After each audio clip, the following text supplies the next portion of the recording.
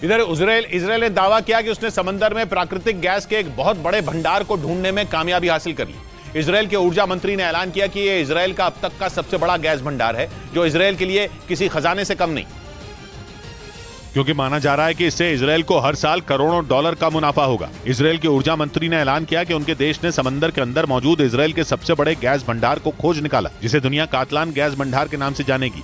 जानकारी के मुताबिक इसे ढूंढने का काम पिछले 2 सालों से लगातार जारी था और ब्रिटेन की एक गैस कंपनी ने इसमें इजराइल की मदद की, जिसके बाद इजराइल ने ये उम्मीद जताई कि अब उसे हर साल कई करोड़ डॉलर का फायदा होगा। साथ ही गैस के लिए उसकी दूसरे देशों पर निर्भरता भी लगभग खत्म हो जाएगी। इस बीच रूस के बेलग्रद के एक इलाके पर यूक्रेन के समर्थकों ने कब्जे का ऐलान कर दिया। बेलग्रद में पिछले 2 महीनों में कई बार ड्रोन से हमला हो चुका है और रूस इन हमलों के लिए जेलेंस्की की सेना को जिम्मेदार ठहराता है। हालांकि रूस के इस प्रांत में कई विद्रोही गुट भी मौजूद हैं, जिन्होंने यूक्रेन जंग के बाद से ही पुतिन के खिलाफ मोर्चा खोल रखा है। रूस का आरोप है कि इसके पीछे भी यूक्रेन का ही हाथ है। इस बीच यूक्रेन के समर्थकों ने बेलग्रद के नोविया तेवलजांका पर कब्जा करने का दावा किया। रूस का ये इलाका यूक्रेन की सीमा के नजदीक बसा है, जबकि बेलग्रद शहर यूक्रेन सीमा से महज 40 किलोमीटर दूर है। अपने दावे को पुख्ता करने के लिए यूक्रेन के समर्थकों ने एक वीडियो भी जारी किया। ये वीडियो ऐसे वक्त में जारी किया गया जब जेलेंस्की की सेना बेलग्रद में घुसने की फिराक में थी और रूस ने उसकी कोशिश को नाकाम करने का दावा किया। उधर पश्चिमी मीडिया का दावा है कि अजरबैजान और इजराइल की दोस्ती में ईरान फूट डालने की कोशिश में जुट गया। ईरान ने इजराइल पर आरोप लगाते हुए उसे अजरबैजान का दुश्मन बता दिया।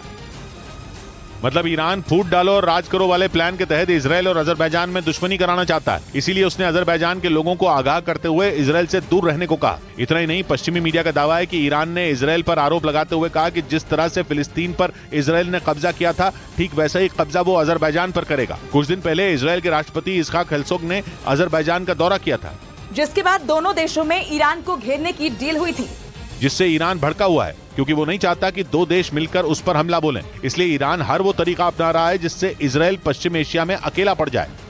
इधर राजस्थान के मुख्यमंत्री अशोक गहलोत से खटपट के बीच अटकलें लगी कि सचिन पायलट 11 जून को नई पार्टी बना सकते हैं, क्योंकि 11 जून को सचिन पायलट अपने पिता राजेश पायलट के समाधि स्थल पर शक्ति प्रदर्शन कर सकते हैं।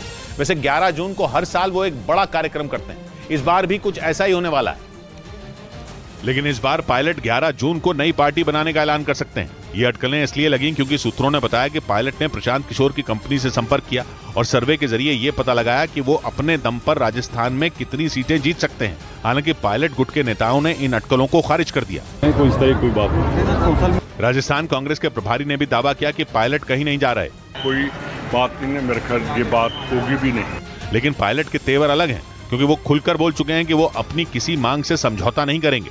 ये नहीं खबर है कि दिल्ली की बैठक से भी सुलह का कोई फॉर्मूला नहीं निकला।